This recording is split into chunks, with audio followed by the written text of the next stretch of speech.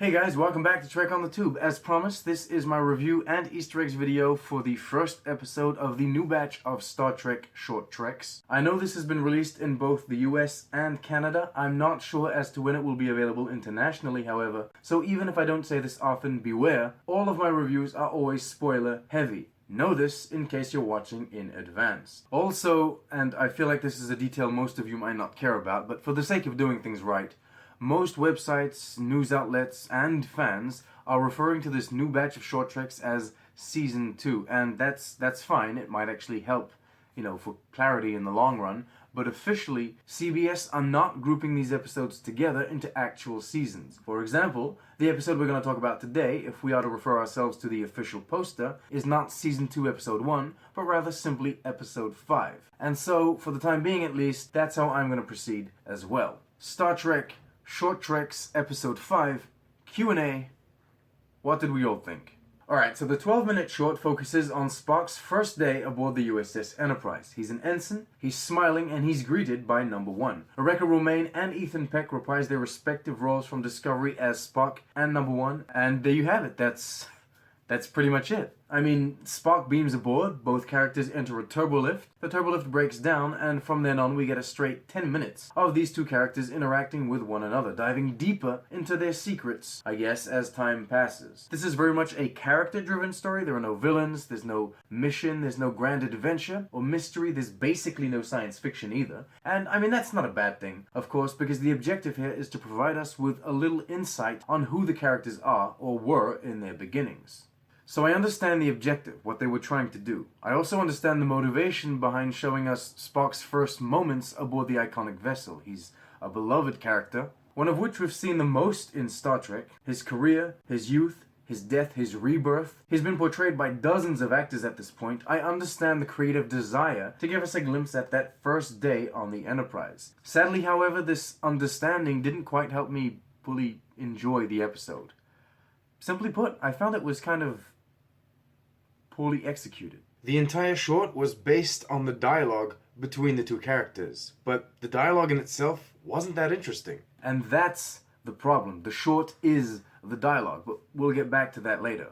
Because there are things I can praise, and I don't want to gloss over them. For starters, the performances. Peck and Romijn both portray their characters very well, not only in comparison to how they were in Discovery, but also to how we saw those characters in the cage. I also have no major complaints about the quality of the visual effects. The sets, of course, are beautifully crafted because they are Discovery sets, and the lighting was noticeably nice in the turbolift. I've even seen comments online about how well the short was scored, so people enjoyed the music. As I said, I do have positive things to say about this. On a technical level, it works.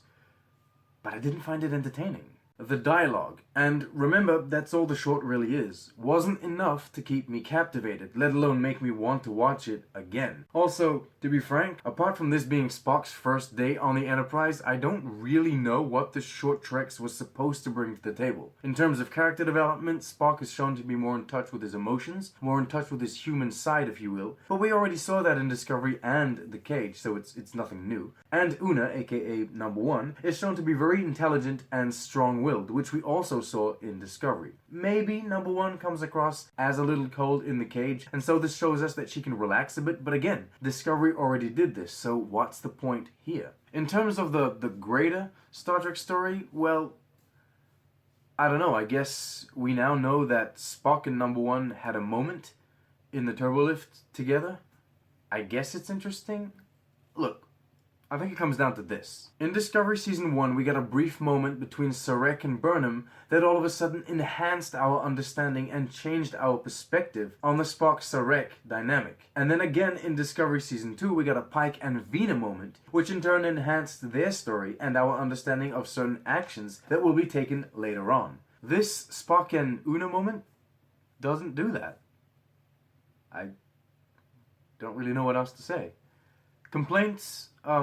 Yeah, I have a few. This wouldn't be one of my reviews if I didn't. I don't understand where Spock is in the beginning before he beams aboard. This is supposedly on Starbase 40, but the set design here is just dumb because this room doesn't really make any kind of sense. What is its function? I mean, it's not even pretty, so one can't even argue style over substance. Then we get those close-ups of the ears, the badge, the boots, etc. And, I mean, are they trying to remind us we're watching Star Trek? I don't get it. Granted, they're pretty shots, but they don't belong in an episode. These kind of shots are made for an in-production teaser trailer revealing the makeup or the costume. On a personal level, I'm kind of puzzled as to why Una insists so much on being called number one. I mean, it's probably just because I always assumed Pike gave her that nickname, and here it's being shown that she's the one imposing it on other people, so it's kind of weird. My main quarrel is, however, what I think everyone else complained about. This. The vast emptiness that we're supposed to believe fills the ship behind the turbolifts and the corridors and the quarters, etc. I just don't understand when and why during the process of creating the episode this was validated. It's dumb. There's just no other way to put it. I already voiced my opinion about the exact same problem in Discovery Season 2, which I guess had the half excuse of the shot being aboard the USS Discovery, and who knows what that ship design is like. But here and now, this troubling creative choice has affected the Enterprise itself, and I can't just ignore it like I did in Discovery, since they used it as a plot device. The characters actually move into this area at some point. I was sincerely hoping that they were just gonna cut these few seconds out of the Discovery episode for the Blu-ray release and would never hear about it again, but no, this new short now cements the idea of hollow, chasm-like ships existing. On a final note, although I won't insist and make yet another big deal about it, I still disagree with the visual representation, the aesthetics of the vessel and the various areas that we see. Even if, as I said before, I find the craftsmanship that went into the creation of these sets absolutely fantastic. So there you have it. Spock and Una speak. Did you find it interesting? The direction could have been a bit better. The acting was great.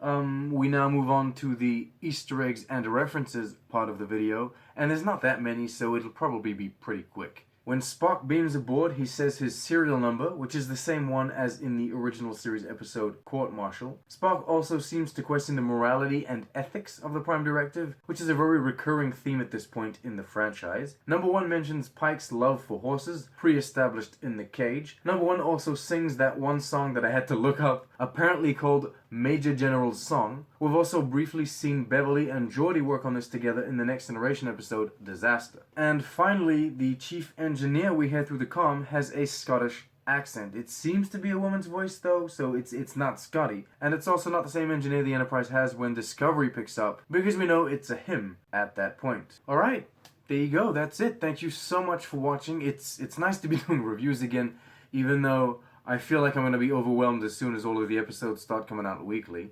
As usual, remember to like, subscribe, share with your friends. You can now support this channel on Patreon if you want. And check out the store for some exclusive Trek on the Tube shirts and whatnot. And as usual, live long and prosper.